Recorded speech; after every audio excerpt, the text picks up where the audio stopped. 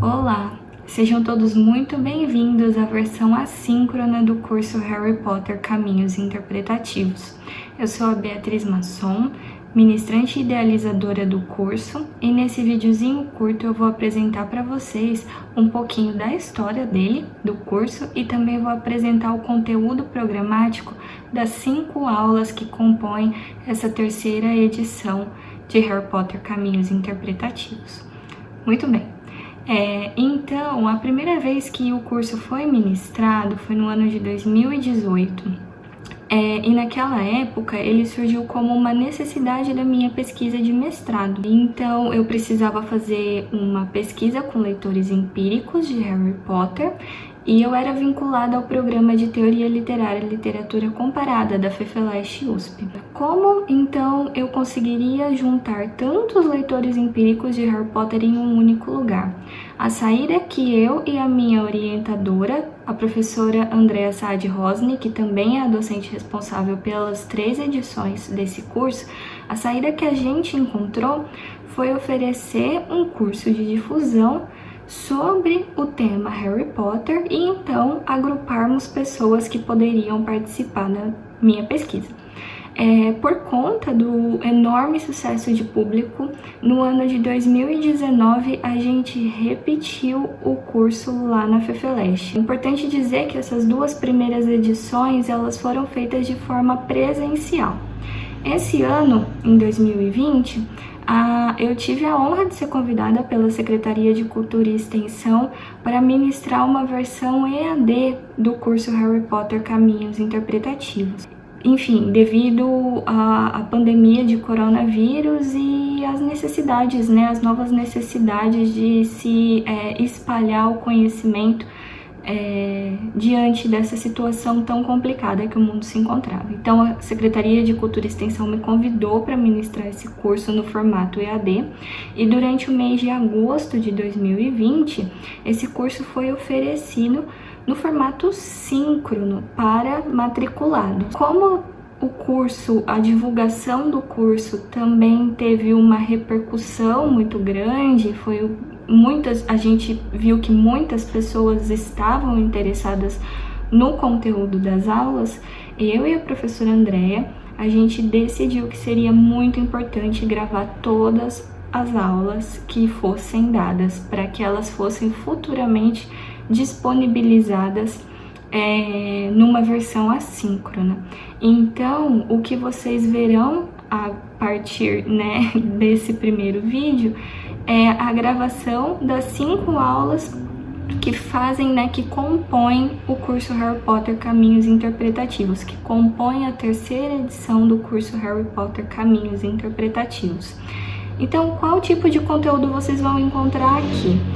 No curso, a gente trabalha com Harry Potter, a gente estuda e analisa Harry Potter à luz de alguns conceitos da teoria literária e da literatura comparada.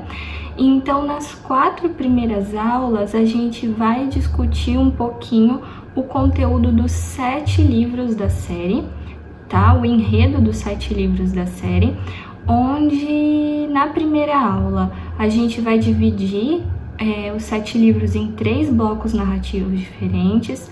Na segunda aula a gente vai ver a influência da literatura romanesca nos 4 primeiros livros da série. Na terceira aula a gente vai ver a influência do romance de formação em inglês nos 3 últimos livros da série. E na quarta aula a gente vai analisar a função fraterna, como se constrói a amizade do Harry, do Rony e da Hermione e como essa amizade é muito importante para a formação do protagonista. As 4 primeiras aulas são ministradas por mim e, como eu disse, então elas estão vinculadas à área de teoria literária e literatura comparada. A quinta aula é ministrada pelo Bruno Tavares, ministrante convidado, crítico de cinema e editor do site Cinemascope Brasil. O Bruno, ele vai ministrar então uma aula sobre as adaptações cinematográficas de Harry Potter, fazendo um paralelo com a literatura e explicando a diferença entre roteiro, entre romance e analisando principalmente os filmes Harry Potter e a Pedra Filosofal e Harry Potter e o Prisioneiro de Azkaban. Eu espero que todos vocês gostem muito do nosso conteúdo, sintam-se muito à vontade para me procurar por e-mail ou pelas minhas redes sociais para a gente conversar sobre Harry Potter. É importante dizer que a bibliografia de cada aula está na descrição de cada vídeo, né? Está na descrição do vídeo correspondente a cada aula.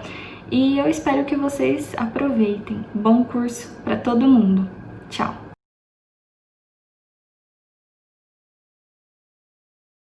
Para a gente começar essa aula, esse curso, toda a nossa discussão a respeito de Harry Potter, que é uma série que está presente na vida das pessoas há tanto tempo, né? Como vocês sabem, só aqui no Brasil já fazem 20 anos que Harry Potter foi lançado. No mundo, né, na Inglaterra, nos Estados Unidos e em outros países, ele apareceu em 1997, então são 23 anos. Que Harry Potter, assim, fez a diferença na vida de milhões de pessoas, né? Não são nem milhares, milhões de pessoas.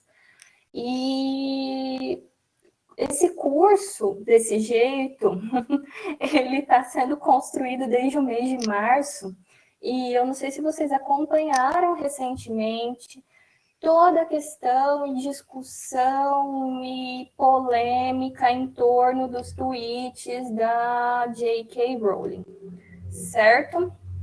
Então, dos tweets de cunho transfóbico dela. Então, eu achei que seria necessário a gente discutir alguns aspectos, ou pelo menos eu apresentar algumas questões para vocês que vão ajudar a gente a equacionar um pouquinho o tema de, meu Deus, uma autora que escreveu uma obra que toca o coração de milhões de pessoas, faz comentários ofensivos a respeito de uma parcela da população que se viu reconhecida ali em Harry Potter, né? E aí, o que a gente faz? A gente joga a autora fora, joga o livro fora junto com a autora, a gente só lê o livro e esquece a autora, a gente acha que a autora e o livro é a mesma coisa. Como pensar essa questão? Só para vocês terem uma ideia, a questão da discussão, né, de autor e obra, né, qual é a relação do autor e da obra, ela é uma questão por si só amplamente discutida na área da teoria literária. Então, vocês viram, depois vocês podem ver no fim da aula, eu coloquei 3 textos para vocês, que são 3 textos relacionados a isso, que está aqui nesse slide, que mostram como que esse debate da relação entre o autor e sua criação é um debate antigo, é um debate que suscita inúmeras vertentes e discussões inúmeras vertentes de discussões, e não vou fornecer aqui nenhuma resposta pronta para a questão J.K. Rowling e Harry Potter. Mas vamos tentar pensar em algumas coisas, né? Então, para começar a pensar, para eu apresentar um pouquinho, né, para vocês a questão da relação do autor e da obra, o texto mais famoso a respeito da relação de autor e obra é esse texto do Barthes, que é A Morte do Autor, né? Então, o Barthes, um estudioso, enfim, da área de semiótica, linguística, crítica literária também, escreveu esse texto muito, muito famoso, muito discutido, que é sobre a morte do autor. Então, para ele, né, ele toma o texto literário como o autor como algo descolado do seu texto literário. Não vou entrar no mérito específico de cada um desses textos, tá, gente? Porque senão não dá tempo. E, enfim, a questão da morte do autor, o que veio depois desse texto do Barthes, é uma coisa que é amplamente discutida até hoje.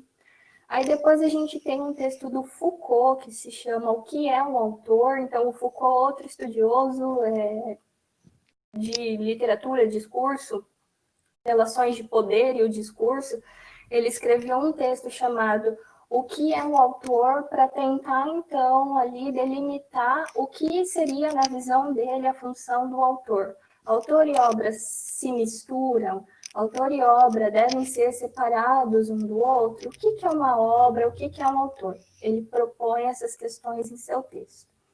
E é outro texto que também, a partir dele, temos inúmeras discussões. E eu acho que o que mais vai ajudar a gente a pensar na questão da relação de J.K. Rowling e sua obra é esse último tópico aqui do slide, que é a função do autor na era digital, o papel do autor na era digital. Vocês vão ver que eu coloquei para vocês lá na nossa primeira aula um artigo de um doutorando, o Felipe Trindade, onde ele está no doutorado, mas esse artigo é derivado do mestrado dele, onde ele analisa, então, a construção da persona Rowling, autora, celebridade, influenciadora, e o texto de Harry Potter. Eu acho que para a gente aqui, a gente pode tentar pensar um pouquinho aí no papel, né, dessa autora aí na era digital, fazendo uso do Twitter e tudo mais. E aí entram outras questões, né? Só antes de eu passar para frente, só falar um pouquinho a respeito, né, da Rowling. Então, todo mundo sabe que a história de vida dela, né, vocês leram Harry Potter, acredito que vocês conheçam a história de vida da autora. A história de vida dela é marcada por superações, e a história de vida dela virou uma história muito inspiradora para pessoas, né? E ela está escrevendo no século XXI, ela está viva, está pensando, falando e deixando seus pensamentos registrados, todos, na rede social do Twitter. Então, esses pensamentos todos dessa pessoa ultra famosa, com uma história de vida inspiradora, né? Autora de uma série que vendeu milhões de exemplares no mundo inteiro, ela tem um poder de voz, ela tem um poder de influência, e esse poder de voz e de influência, então, ela embute na rede social do Twitter. Muito bem. O que a gente tem que pensar é que no Twitter, no próprio Twitter, a Rowling estabelece ali um certo controle interpretativo para sua obra, né? Então, ela lança questões a respeito de personagens, ela faz declarações a respeito, por exemplo, isso ela não fez em Twitter, ela fez numa entrevista, né? Fez a declaração de que o personagem Dumbledore era homossexual e não deixou nenhuma evidência clara disso na obra, né? Então, é esse tipo de controle interpretativo que a Rowling tenta estabelecer dentro do Twitter, o que deixa ela muito, muito, muito próxima, muito colada ao texto de Harry Potter. Nesse próximo slide, vamos guardar aí na cabeça, então guarda aí num cantinho que a pessoa Rowling no Twitter, né, junto com suas opiniões e visões de mundo, ela tem um controle interpretativo a respeito de Harry Potter, e eu vou chamar a atenção de vocês para um outro aspecto aqui, né. Então, para a gente tentar equacionar a questão Rowling, Harry Potter, jogo Harry Potter no lixo junto com a Rowling, o que eu faço? Só para vocês terem uma ideia, assim, de como que a literatura foi discutida, né, e foi até mesmo delineada ao longo dos tempos. Então, por muito tempo, existiu a ideia de projeto literário, né, que são basicamente as escolas literárias, romantismo, realismo, vocês já ouviram falar disso, eu acredito, né? Todo mundo que passou ali pelo ensino médio, Realismo no Brasil, Machado de Assis. Então, uma escola literária é um projeto literário. Então, o que é um projeto literário? Projeto literário é um projeto do autor onde ele integra a estética, ou seja, o modo de escrever, né, o uso das palavras e das imagens e tudo mais, e a sua própria visão de mundo. Então, como que ele vai, né, colocar ali sua visão de mundo, sua opinião a respeito dos acontecimentos do mundo dentro de um romance que obedece uma determinada forma estética? A junção de estética e visão de mundo do autor resulta nisso do projeto literário, resulta no projeto literário.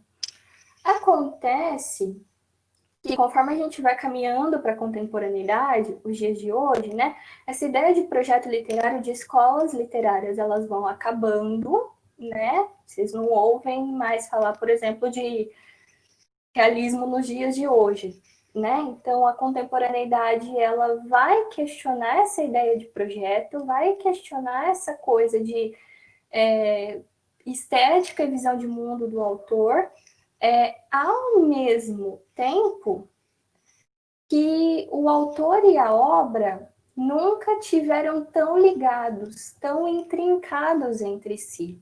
Pegando o caso da Rowling, lembra aquilo que eu pedi para vocês guardarem? Então, guarda e traz aqui agora. Se a Rowling é essa pessoa influente, que tem um certo controle interpretativo de seu texto, e está ali usando o Twitter para emitir suas opiniões, a gente vê que ela quer se misturar com a obra, uma obra que ela publicou há 20 anos atrás, que possuía uma visão de mundo de uma Rowling de 20 anos atrás. Tudo certo até aqui? O que pode fazer a gente pensar, né? Isso aqui, gente, são questões. Como eu disse, não estou delimitando nada, batendo martelo e falando que é isso, até porque esse é um assunto super recente, né? Tá aí, na boca do forno, digamos assim. O que pode fazer a gente pensar no fato de, será que havia um projeto estético, então, para Harry Potter? Será que a Rowling, há 23 anos atrás, estava ali se usando de uma estética, de uma forma de escrita, para colocar uma visão de mundo dela? Visão de mundo essa que 23 anos depois mudou completamente?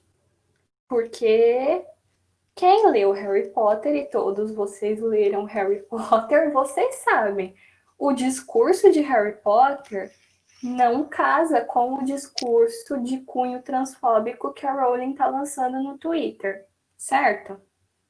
Inclusive, ele corre na direção oposta.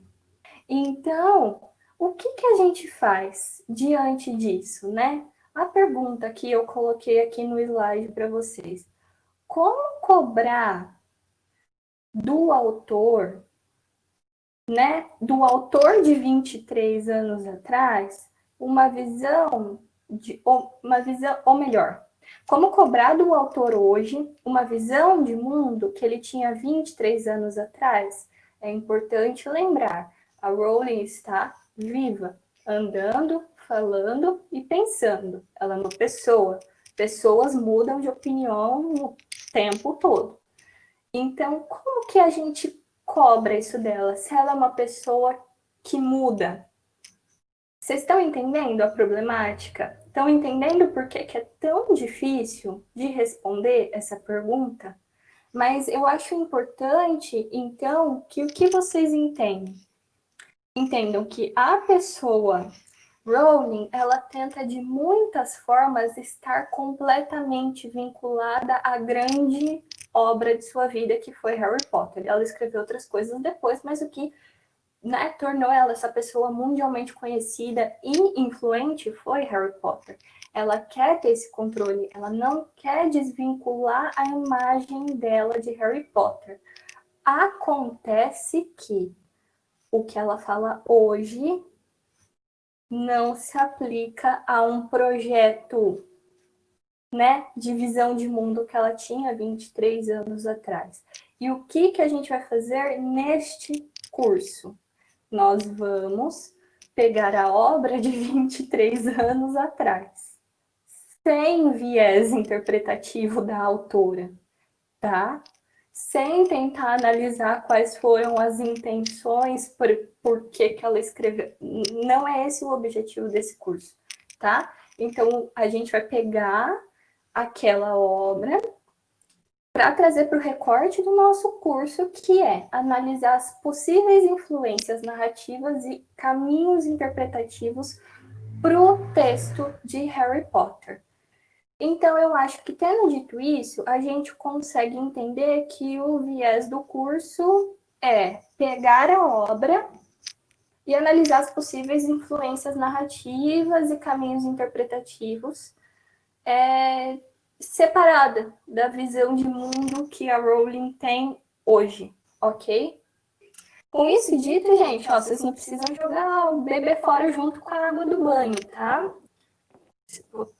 A gente pode continuar lendo Harry Potter e analisando, entendendo as coisas, tá tudo certo.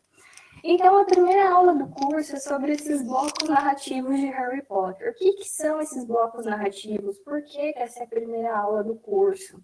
Né? Eu acho importante que a gente separe, e isso foi uma separação que eu fiz na minha dissertação de mestrado por motivos didáticos.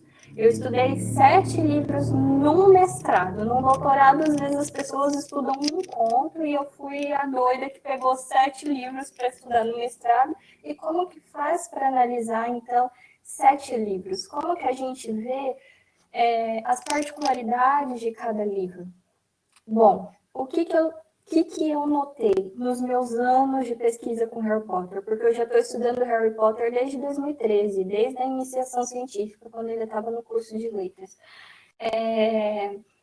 Existem determinados livros que possuem características narrativas mais próximas entre si, e existem outros livros que possuem outras características narrativas que nada tem a ver, né, com os primeiros livros, por exemplo. Então, separar Harry Potter em blocos narrativos, né, a gente consegue ter uma forma didática de se analisar essa obra, tá? Da gente tentar ver mesmo quais são as influências narrativas de toda a série, sem ficar incansavelmente ali em cada livro. Porque, como eu disse, alguns livros compartilham características, outros livros compartilham características e influências, né?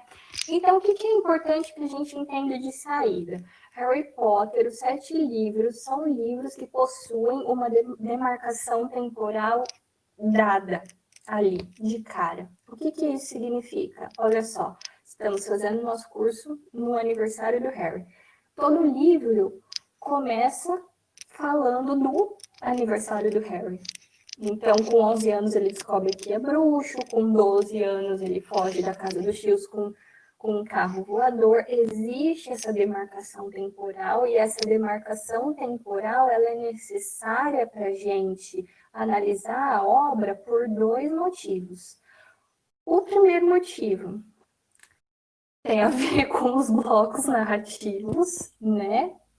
Que eu já vou explicar para vocês. O segundo motivo está relacionado ao fato de que a gente acompanha a formação do Harry enquanto indivíduo a cada ano de sua vida durante 7 anos.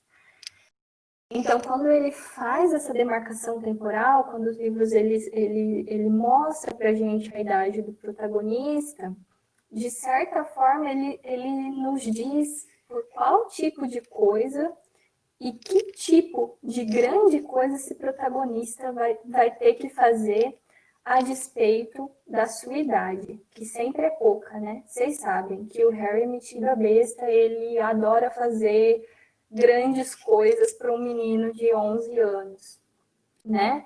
Então, é necessário que a gente divida os blocos para entender não só as influências narrativas da obra, mas para a gente entender a formação do próprio Harry. A gente vai falar da formação do Harry na terceira aula, já na aula que vem, mas mais na terceira aula. Então, por isso a necessidade de se dividir a obra em blocos narrativos, né? Então, outra coisa que é importante, vocês vão ver que eu vou falar muito da formação do protagonista nesse curso, porque esse foi meu objeto, né, de estudo. Como o romance de formação, e vamos discutir a exaustão, esse gênero do romance nas próximas aulas, aparece em Harry Potter. Como que Harry Potter é uma obra que mostra para gente um menino se desenvolvendo ao longo do tempo. Então, na minha interpretação, e é essa proposta que eu estou fazendo para vocês, a força motriz de Harry Potter é mostrar para gente que o Harry cresce, passa por mudanças e se torna, né, um grande bruxo por fazer escolhas, por aceitar suas particularidades, por seguir determinados caminhos, e isso só acontece, né, dentro de um espaço de tempo que é demarcado. Então, aqui eu trouxe para vocês uma citação do Bakhtin, que estudou o romance, dentre várias outras coisas que ele estudou. É uma citação que fala sobre o romance de formação, que, como eu disse, vai ser um gênero que a gente vai discutir mais na terceira aula, né? Então, o que é esse romance de formação? Tô lendo o que está escrito no slide. Em contraposição à unidade estatística, aqui no romance de formação se fornece a unidade dinâmica da imagem do personagem. O próprio herói e seu caráter se tornam uma grandeza variável na fórmula desse romance. A mudança do próprio herói ganha significado de enredo e, em face disso, reassimila-se na raiz e reconstrói-se todo o enredo do romance. Então, claro que Harry Potter é uma obra muito ampla, que trata de várias coisas e que pode ser lida sob os mais diversos vieses. Mas aqui a gente vai ver o seguinte: a mudança da personalidade do Harry ao longo desses 7 livros. Como o Harry de 11 anos é muito diferente do Harry de 15 anos, não sei se vocês já notaram essa diferença, leitores, não sei se vocês estranharam o Harry de Harry Potter e a Ordem da Fênix para o Harry Potter e a Pedra Filosofal, por exemplo, e como que essa mudança de personalidade, então, num limite estético, ela se apresenta para a gente dentro da obra. Então, por que os primeiros livros são mais curtos? Por que os últimos livros são maiores? Qual que é a diferença do personagem do primeiro livro para o último? Vocês estão vendo? Então, todas essas mudanças que o Harry passa por, elas estão relacionadas não só ao desenvolvimento do personagem, mostrando pra gente que o Harry é um personagem complexo, esférico e tudo mais, mas que essa mudança vai ocasionar com perdão da redundância, uma mudança na estrutura narrativa da obra. Então, qual que é o primeiro bloco narrativo de Harry Potter? É importante que vocês entendam quais livros estão em cada bloco, porque vocês vão precisar disso para entender as próximas 2 aulas, tá? Então, eu dividi a série em 3 blocos narrativos. E no primeiro bloco a gente tem os 3 primeiros livros, né? A Pedra Filosofal, A Câmara Secreta, O Prisioneiro de Azkaban. Vamos pensar um pouquinho na estrutura desses 3 primeiros livros. Se estivéssemos em uma aula presencial, eu ia falar, gente, como vocês acham que os 3 primeiros livros, a narrativa dos 3 primeiros livros é construída?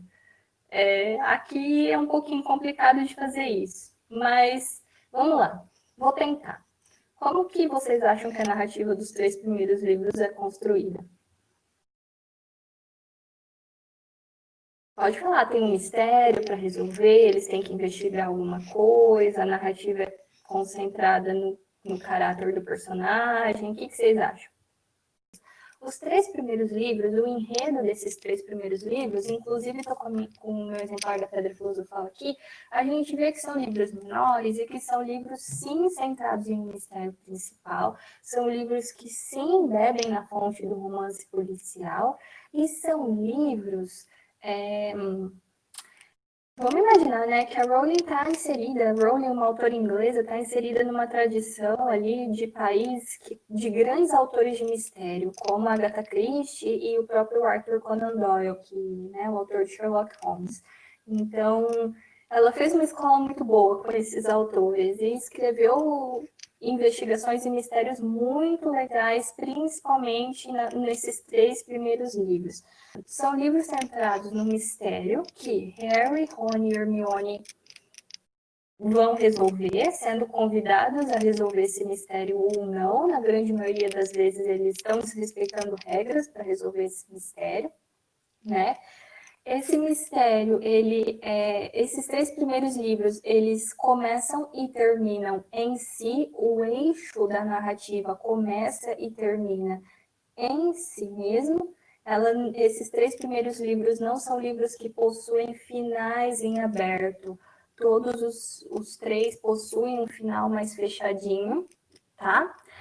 E o próprio discurso desses 3 primeiros livros. Então, eu sempre gosto de ler como que começa Harry Potter e a Pedra Filosofal, o livro que eu ressalto que Harry tem 11 anos, tá? Então, o senhor e a senhora Dursley, da Rua dos Alfeneiros, número 4, se orgulhavam de dizer que eram perfeitamente normais. Muito bem, obrigado. O discurso dos 3 primeiros livros, principalmente do primeiro e do segundo, é um discurso muito próximo das narrativas, até porque é uma narrativa infanto-juvenil, mas é um discurso muito próximo desse contar de histórias oral para crianças, tá? Então, esses 3 primeiros livros, é importante que vocês não se esqueçam disso. Eles possuem narrativas fechadas, um único mistério a ser resolvido. O discurso é um discurso mais próprio ali, mais próximo do vocabulário da criança, porque o próprio Harry ainda é muito criança nesses 3 primeiros livros.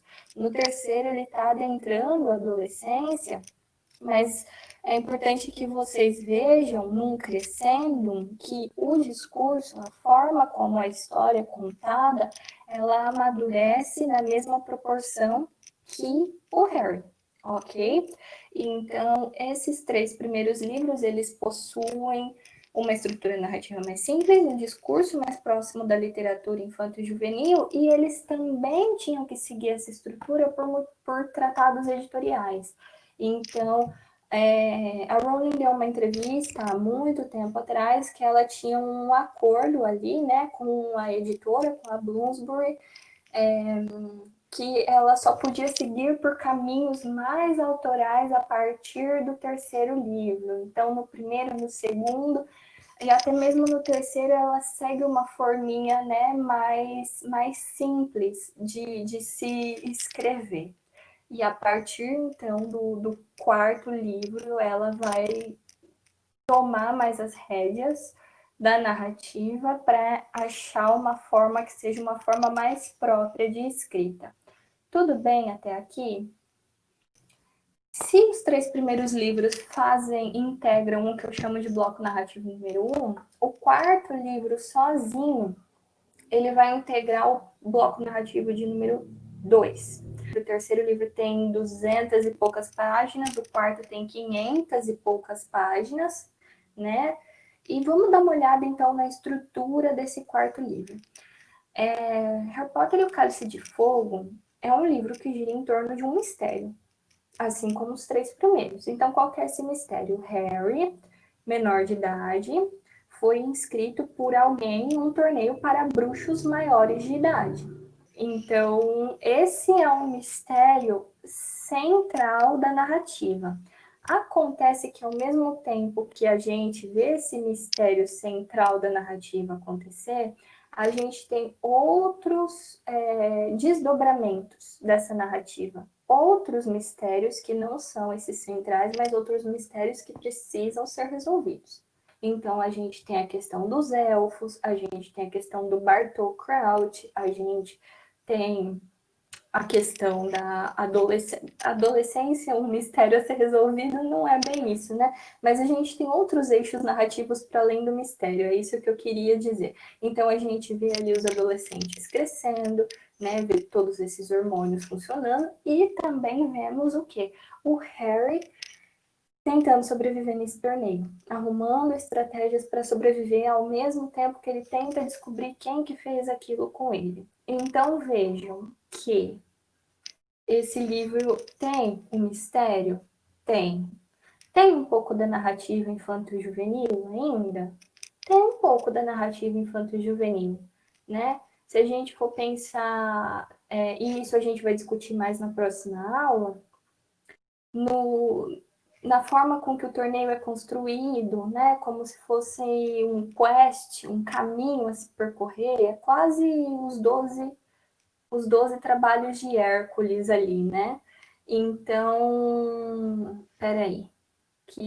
Vocês estão me ouvindo, gente? Porque apareceu aqui para mim. Estamos percebendo um problema de conectividade.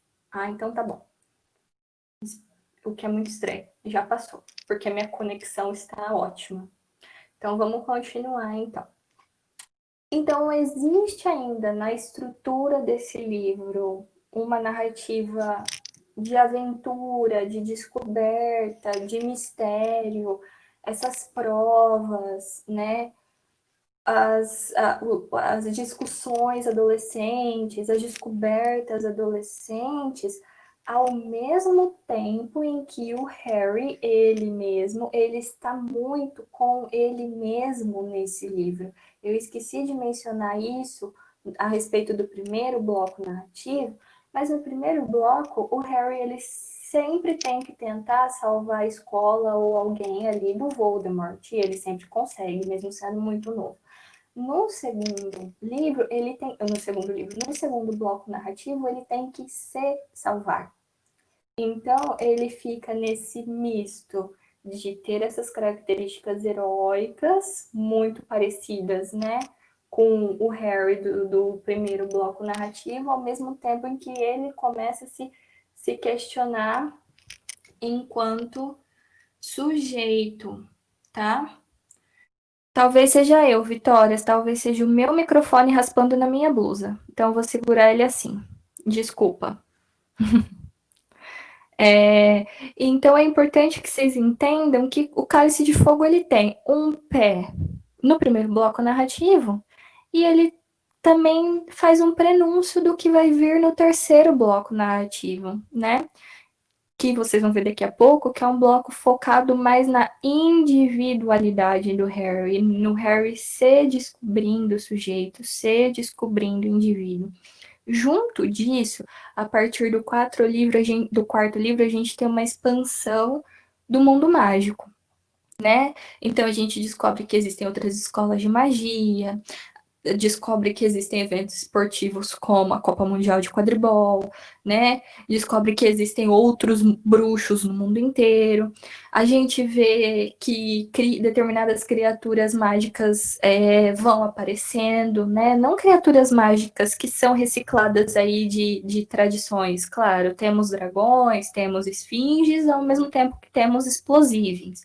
Então a gente vai vendo que a parte autoral que cabe a Rowling a partir do quarto livro tá aí, quando ela começa a expandir o mundo mágico, tá bom? Beleza? Vou para o terceiro bloco narrativo, então.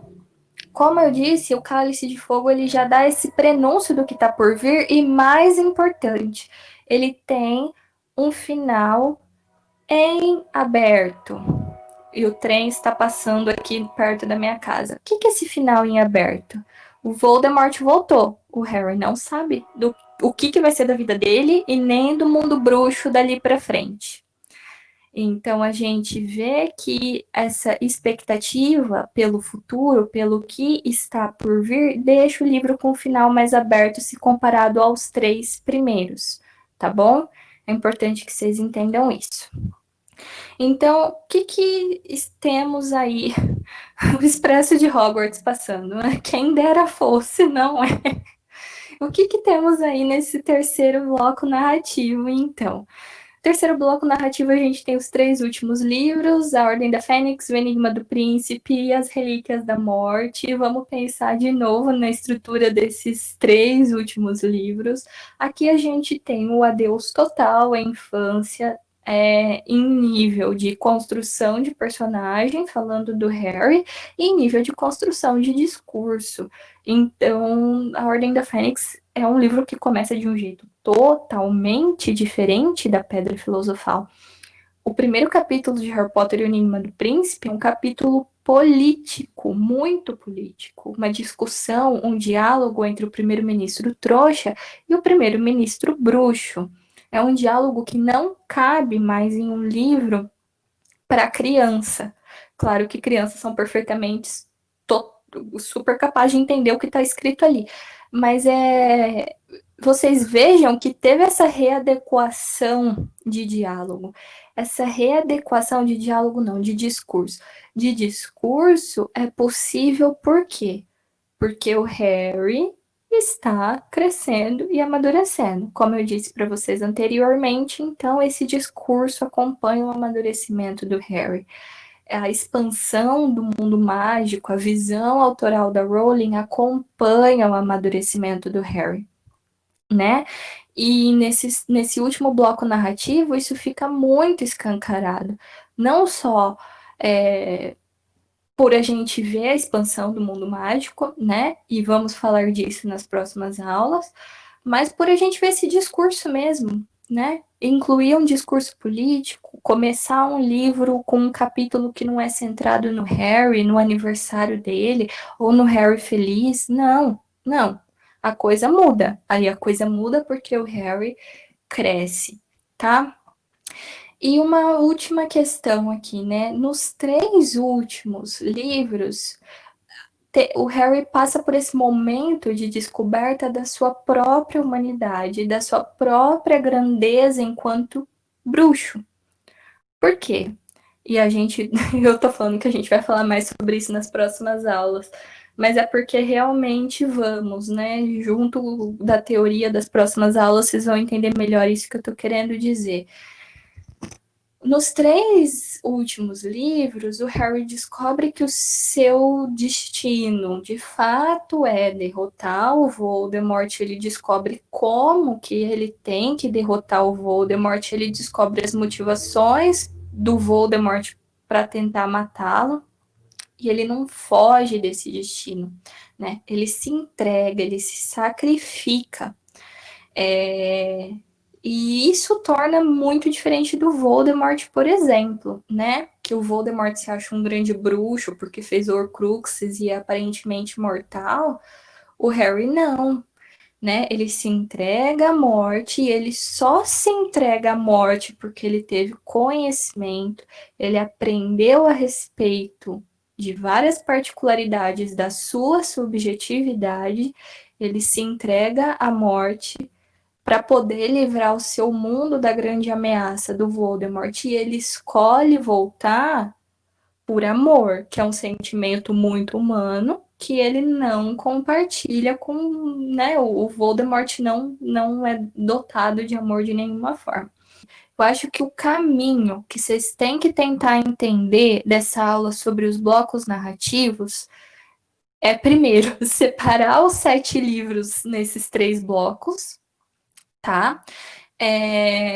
Segundo, ver como há mudança de discurso entre esses 3 blocos, ok? E que essa mudança de discurso ela é claramente influenciada pelo crescimento e amadurecimento do Harry. Terceiro, entender que o Harry do primeiro bloco narrativo, então, ele tem essa necessidade, né, de conhecer o seu passado. A gente vai ver mais sobre isso com detalhes na próxima aula, de salvar os outros. Ele tem uma característica heróica muito grande, tá? No primeiro bloco e em parte do segundo bloco, e do segundo bloco para frente, o Harry ele vai ser chamado a olhar para sua interioridade, para ver o que é realmente importante para ele. Ele vai temer a própria vida e vai temer a vida daqueles que amam. E esse aprendizado, então, que ele passa ali pelos 3 livros é o que vai levar ele a fazer tudo o que ele faz no último, né? É que do terceiro bloco narrativo em diante, gente, o Harry vai ver que ele não é um anjo de candura, né? Que ele tem características ali, nem só características que ele compartilha com o próprio Voldemort, claro, tem toda a questão da aproximação, falar a língua das cobras, ver o que o Voldemort vê, sim, mas ele é orgulhoso, ele é egoísta, ele pode ser, ele é extremamente responsável, né? Afinal de contas, Sirius Black morre no quinto livro por uma irresponsabilidade, por uma cabeça quente. Então, a gente, enquanto leitor, vai acompanhando essa mudança do personagem. E não é que o personagem muda da água para o vinho, não é isso. Não é que ele era bonzinho e passou a ser malvadinho porque ele descobriu que tinha características questionáveis dentro dele.